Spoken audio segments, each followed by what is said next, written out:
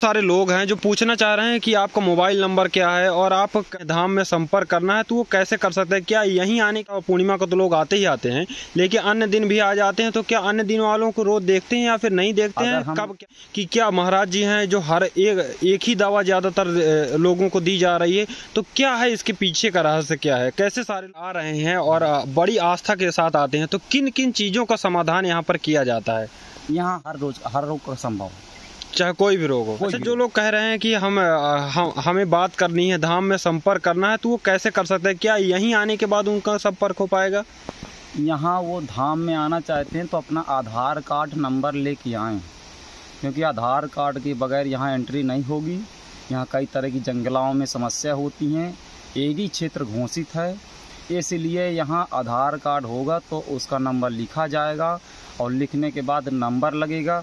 जितने टाइम उसका नंबर आ जाएगा तो पूरा उसको टाइम दे करके काम उसका किया जाएगा।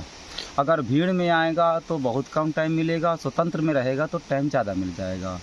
और 2 महीने के बाद उसको नंबर भी ऐसा उपलब्ध कराया जाएगा कि लोगों को सुविधा हो जाए दूर से आने में और जानकारी लेने।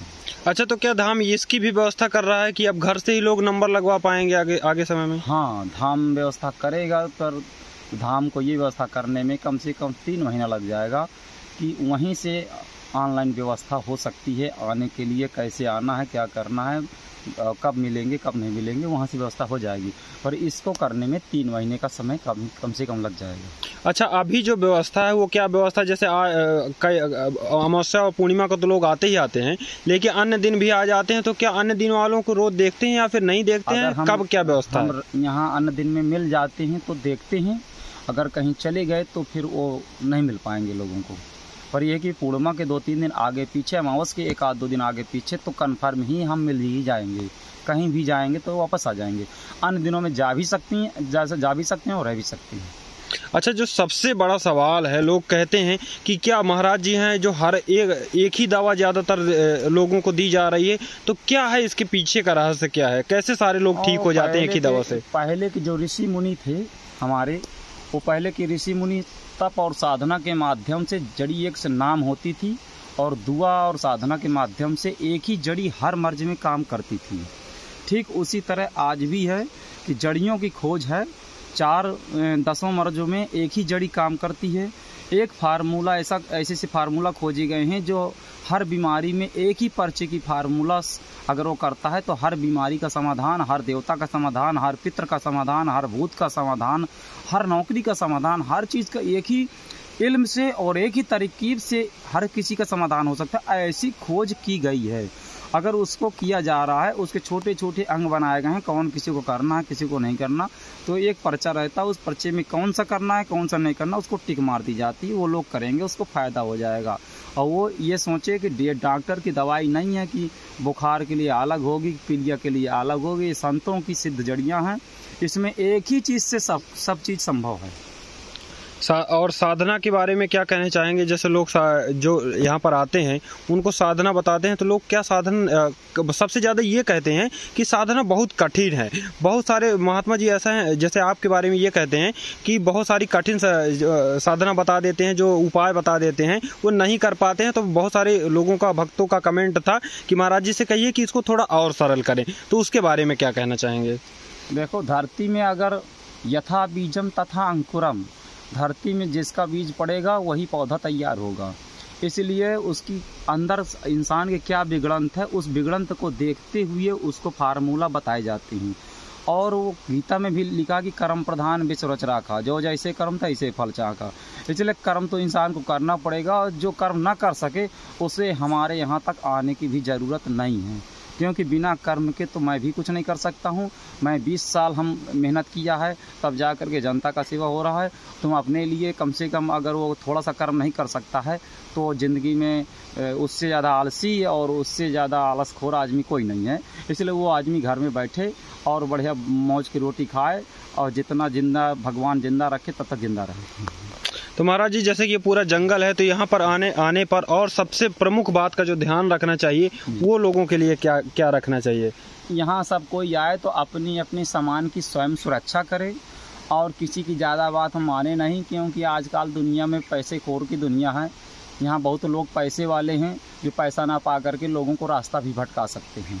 इसीलिए किसी के भड़काए में ना पड़ें, क्योंकि बहुत लोग हैं हमसे पैसा मांगने के लिए आते हैं और हमारे तो पैसा है नहीं, हम तो लेते देते नहीं हैं। तो इसलिए जब हमारे पास पैसा नहीं, उनको हम देते नहीं हैं, तो वही लोग जनता को भड़काते हैं, वहाँ मत जाओ, ऐसा करो वैसा करो। इसलिए जनता सावधान रहे। जो दिमागदार जनता होगी तो वो किसी भड़काए वाले के चक्कर में पड़ेगी नहीं। और जो व्यक्ति भड़काए उसको ये समझ जाए कि पैसा जरूर मांगा महाराज जी से, पर महाराज जी दिया नहीं है, इसलिए ये भड़का रहा जनता को। ये जनता जरूर उसको समझे और ध्यान रखते हुए अपना स्वयं सामान की स्वयं सुरक्षा, और यहाँ आएगा तो उसको रोटी मिल जाएगी। अब पढ़ने के लिए जैसी थोड़ी बहुत जो व्यवस्था भी वर्तमान में होगी कर दी जाएगी, क्योंकि यहाँ ना कोई मंत्री और ना विधायक किसी की सहायता नहीं ली जा रही है, ना खाने में, ना पीने में, ना रहने में, स्वयं की जा रही है। अच्छा, जो लोग यहाँ पर आ रहे हैं तो लगभग कितने लोगों की यहाँ पर व्यवस्था है? अब यहाँ तो देखो 100 भी आ जाएंगे, 200 भी आ जाएंगे, व्यवस्था तो सबकी हो जाएगी। खाने की कोई कमी नहीं है, रहने की कमी होगी तो रहने के लिए वो अड्डा ढूंढे। रहने के लिए कम व्यवस्था है, खाने के लिए पूरी व्यवस्था तो है। जितने आ जाएं सबको भोजन मिल जाएगा। अच्छा, जो दिन भर भंडारा चलता रहता है तो उसके पीछे जो है आप ही का भंडारा रहता है या फिर लोग जो आते हैं अपनी खुशी से भी भंडारा यहाँ पर करते हैं? कोई आदमी आज तक अभी 5,000 रुपया कोई भंडारे के लिए नहीं दिया है, इसलिए हम अपने तरफ से रोज भंडारा चलता है। ना कोई विधायक, ना मंत्री, कोई ना सांसद, किसी से कोई मतलब नहीं है। ये भंडारा हमारे तरफ से है, ना जनता की तरफ से, और ना जो है किसी विधायक मंत्री की तरफ से। हमें जो 2 रुपया 4 रुपया लोग दक्षिणा डाल देते हैं, उसी दक्षिणा को इकट्ठा करके सामान मंगवा के उसको खिला देते हैं। अच्छा, अंतिम सवाल ये है मेरा कि जो लोग यहाँ पर आ रहे हैं और बड़ी आस्था के साथ आते हैं तो किन किन चीज़ों का समाधान यहाँ पर किया जाता है? यहाँ हर चीज़ का समाधान संभव है। बढ़ते समय के लिए इंतज़ार करना पड़ेगा, क्योंकि हर दवाई बनाने में टाइम लगता है। मेरे पास बनी नहीं रखी हर दवा, इसलिए बनाने में उसको टाइम लगता है। बाकी हर रोग का संभव है, चाहे कोई भी रोग हो। कोई भी रोग हो। महाराज जी, बहुत सारे लोग हैं जो पूछना चाह रहे हैं कि आपका मोबाइल नंबर क्या है और आप का मोबाइल नंबर बताइए। धाम पर पहुंचना है तो हमें नंबर हमारा कैसे लगेगा? उन दर्शकों से हम ये कहना चाहेंगे कि मोबाइल नंबर की व्यवस्था हम बना रहे हैं, क्योंकि हमें मोबाइल नंबर में परेशानी ज़्यादा हो जाएगी।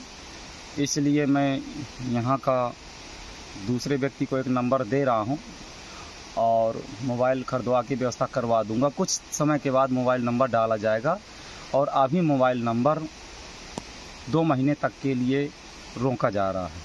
अच्छा, जो लोग कह रहे हैं कि हमें बात करनी है, धाम में संपर्क करना है, तो वो कैसे कर सकते हैं? क्या यहीं आने के बाद उनका संपर्क हो पाएगा? यहाँ वो धाम में आना चाहते हैं तो अपना आधार कार्ड नंबर लेके आएँ, क्योंकि आधार कार्ड के बगैर यहाँ एंट्री नहीं होगी। यहाँ कई तरह की जंगलों में समस्या होती हैं, एडी क्षेत्र घोषित है, इसलिए यहाँ आधार कार्ड होगा तो उसका नंबर लिखा जाएगा और लिखने के बाद नंबर लगेगा। जितने टाइम उसका नंबर आ जाएगा तो पूरा उसको टाइम दे करके काम उसका किया जाएगा। अगर भीड़ में आएगा तो बहुत कम टाइम मिलेगा, स्वतंत्र में रहेगा तो टाइम ज़्यादा मिल जाएगा। और 2 महीने के बाद उसको नंबर भी ऐसा उपलब्ध कराया जाएगा कि लोगों को सुविधा हो जाए दूर से आने में और जानकारी लेने में।